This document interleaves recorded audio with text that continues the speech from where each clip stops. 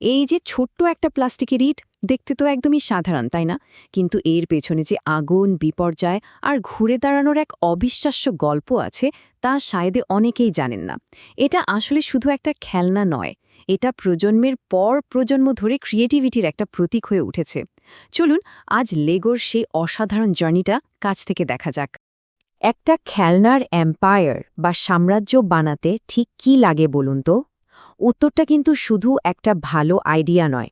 এর জন্য দরকার হয় আগুনের ধ্বংসস্তূপ থেকে উঠে দাঁড়ানোর মতো সাহস, অর্থনৈতিক মন্দার সাথে লড়াই করার ক্ষমতা আর প্রায় দেউলিয়া হয়ে যাওয়ার পরেও হাল না ছাড়ার মতো জেদ। লেগোর গল্পে এই সব কিছুই আছে। একবার শুধু ভাবুন, একদিকে ১৯৩০-এর দশকের একটা ছোট্ট কাঠের কারখানা, আর অন্যদিকে আজকের দিনের এই অসাধারণ সব সৃষ্টি। এই দুটো ছবিই যেন লেগোর পুরো জার্নিটাকে এক ফ্রেমে তুলে ধরে। কিন্তু প্রশ্ন হলো, এই সাধারণ একটা শুরু থেকে ওরা এত বড় একটা জায়গায় পৌঁছালো কিভাবে? তো চলুন গল্পের একদম শুরুতে ফেরা যাক। এই পর্বে আমরা দেখব কিভাবে একজন সাধারণ কাঠমিস্ত্রির হাত ধরে কাঠের খেলনা থেকে এই বিস্ময়ের জন্ম হয়েছিল। ইনি হলেন ওলে কার্ট ক্রিস্টিয়ানসেন, একজন সাধারণ কাঠমিস্ত্রি। তার জীবনে বারবার বিপর্যয় এসেছে, আর প্রত্যেকবারই তিনি সেই ধ্বংসস্তূপ থেকে নতুন কিছু তৈরি করে দেখিয়েছেন। ওনার গল্পটা কিন্তু সত্যিই দারুণ অনুপ্রেরণার। এই টাইমলাইনটা দেখলেই বোঝা যায় লেগোর ঘুরে দাঁড়ানোর ক্ষমতাটা কতটা জবরদস্ত। ভাবুন, ১৯২৪-এ আগুন লাগল, ১৯৩২-এ মহামন্দা, প্রত্যেকটা বিপর্যয় যেন ওদের নতুন কিছু করার জন্য ধাক্কা দিয়েছে। কিন্তু আসল টার্নিং পয়েন্টটা আসে ১৯৬০ সালের ওই ভয়ঙ্কর আগুনের পর। ওই ঘটনার পরে ওরা কাঠের খেলনা বানানো একদম বন্ধ করে দেয়, আর নিজেদের পুরো ভবিষ্যৎটা এই প্লাস্টিকের ইটের উপরই বাজি ধরে। আর এটাই ছিল ওদের নেওয়া সবচেয়ে গুরুত্বপূর্ণ সিদ্ধান্তগুলোর একটা। আর কোম্পানির নামটা, সেটার পেছনেও একটা মজার গল্প আছে। প্রতিষ্ঠাতা ওলে কার্ক ডেনিশ শব্দ লেগ গট, যার মানে ভালো করে খেলো, সেখান থেকে লেগো নামটা বেছে নিয়েছিলেন। কিন্তু তিনি জানতেনই না যে ল্যাটিন ভাষায় এর একটা অর্থ হয় আমি একত্রিত করি। কি অসাধারণ একটা কাকতালীয় ব্যাপার, তাই না? তো আধুনিক লেগো ব্রিকের জন্ম তো হলো, কিন্তু ডেনমার্কের একটা ছোট্ট কোম্পানি থেকে এটা কিভাবে বিশ্বজোড়া এক সাম্রাজ্য হয়ে উঠল, চলুন এবার গল্পের সেই সোনালি সময়ে ঢোকা যাক। এই সময়টা ছিল লেগোর জন্য একটা গোল্ডেন এজ। ওরা শুধু ইট বানিয়ে থেমে থাকেনি, চাকা, নতুন নতুন থিম আর এই যে ছোট ছোট মিনি ফিগারগুলো, এগুলো লেগোর দুনিয়াটাকে একদম বদলে দিয়েছিল। বাচ্চারা তখন শুধু বাড়ি বা গাড়ি নয়, বরং আস্ত একটা গল্প বানানোর সুযোগ পেয়েছিল।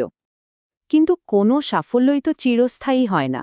দশকের পর দশক ধরে শীর্ষে থাকার পর লেগো এমন কিছু ভুল করতে শুরু করল, যা কোম্পানিটাকে প্রায় ধ্বংসের কিনারায় নিয়ে গিয়েছিল।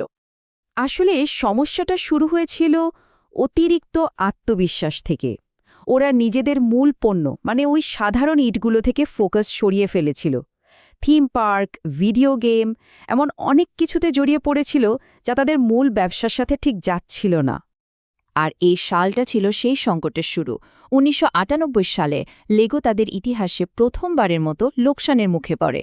এটা ছিল কোম্পানির জন্য একটা বিশাল অশনি সংকেত। কোম্পানির একজন কর্মকর্তার এই কথাটা শুনলেই বোঝা যায় সমস্যাটা কোথায় ছিল। ওরা তাদের আসল দর্শক মানে বাচ্চাদের থেকেই দূরে সরে যাচ্ছিল। বাচ্চারা কি চায় সেটাই ওরা ঠিকঠাক বুঝতে পারছিল না। আর পরিস্থিতি যে কতটা খারাপ ছিল সেটা এই সংখ্যাটা শুনলেই শিউরে উঠতে হয়। ২০০৩ সাল নাগাদ লেগো প্রতিদিন $১ মিলিয়ন করে লস করছিল। ভাবা যায়, কোম্পানিটা তখন বলতে গেলে প্রায় দেউলিয়া হওয়ার মুখে। কিন্তু সেই ধ্বংসস্তূপ থেকে ফিনিক্স পাখির মতো আবার জেগে ওঠে লেগো। এরপর শুরু হয় তাদের ইতিহাসের সবচেয়ে নাটকীয় একটা অধ্যায়, এক অসাধারণ কামব্যাকের গল্প। ২০০৪ সালে নতুন সিইও ইয়র্গেন ভি নুটস্টর্প এসে এই ৪টা মূল স্টেপ নিলেন। সহজ কথায় বললে তিনি কোম্পানিকে তার শেকড়ে ফিরিয়ে নিয়ে গেলেন। মানে অপ্রয়োজনীয় জিনিস বাদ, ক্লাসিক থিমগুলোতে ফোকাস, খরচ কমানো, আর স্টার ওয়ার্স ও হ্যারি পটারের মতো বড় বড় ফ্র্যাঞ্চাইজির সাথে পার্টনারশিপ।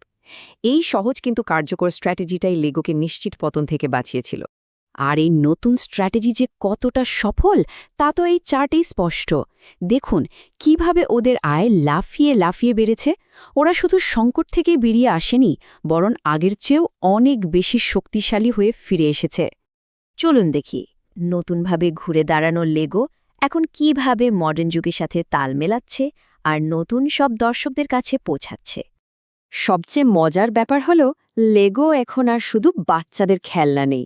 অ্যাডাল্টস ওয়েলকাম ক্যাম্পেইনের মাধ্যমে ওরা বড়দের জগতেও দারুণভাবে ঢুকে পড়েছে।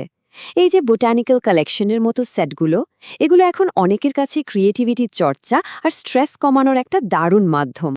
আবার একই সাথে ডিজিটাল দুনিয়াতে ওরা পিছিয়ে নেই। ফোর্টনাইটের মতো জনপ্রিয় ভিডিও গেমের সাথে পার্টনারশিপ করে ওরা প্রমাণ করে দিয়েছে যে ফিজিক্যাল আর ডিজিটাল খেলা একসাথেই চলতে পারে। সময়ের সাথে নিজেদের প্রাসঙ্গিক রাখতে ওরা ঠিক জানে। আজকের সবচেয়ে জনপ্রিয় থিমগুলো দেখলেই ওদের স্ট্র্যাটেজির সফলতাটা বোঝা যায়। একদিকে যেমন লেগো সিটির মতো ওদের নিজস্ব ক্লাসিক থিম আছে, তেমনি স্টার ওয়ার্স বা হ্যারি পটারের মতো পাওয়ারফুল লাইসেন্সড থিমও রয়েছে। এই ব্যালেন্সটাই ওদের সাফল্যের আসল চাবিকাঠি। লেগো কিন্তু শুধু আজকের কথায় ভাবছে না, ওরা ভবিষ্যৎ প্রজন্মের জন্যও কাজ করছে। প্যাকেজিংয়ে প্লাস্টিকের ব্যবহার কমাচ্ছে, টেকসই উপাদান নিয়ে গবেষণা করছে, এমনকি বিশ্বজুড়ে খেলার গুরুত্ব তুলে ধরতে জাতিসংঘের সাথেও কাজ করছে। আর এই সব কিছুই কিন্তু কোম্পানির মূল ফিলোসফির সাথে মিলে যায়। প্রতিষ্ঠাতার এই কথাটা সেরাটাই যথেষ্ট ভালো নয়। আজও লেগো গ্রুপের পথ চলার মূল মন্ত্র বিপর্যয় থেকে শিক্ষা নিয়ে বারে বারে নিজেদের ছাড়িয়ে যাওয়ারই মানসিকতাই ওদেরকে আজকেরই জায়গায় নিয়ে এসেছে। লেগোর গল্পটা আমাদের এটাই শেখায় যে সঠিক ভিশন আর ঘুরে দাঁড়ানোর ইচ্ছা থাকলে যে কোনো বিপর্যয়কেই সুযোগে পরিণত করা যায়। এখন প্রশ্ন হলো, খেলার এই অসাধারণ গল্পের পরের অধ্যায়টা কি হতে চলেছে? এই আইকনিক ব্র্যান্ডটা আমাদের জন্য ভবিষ্যতে আর কি কি বিস্ময় নিয়ে অপেক্ষা করছে?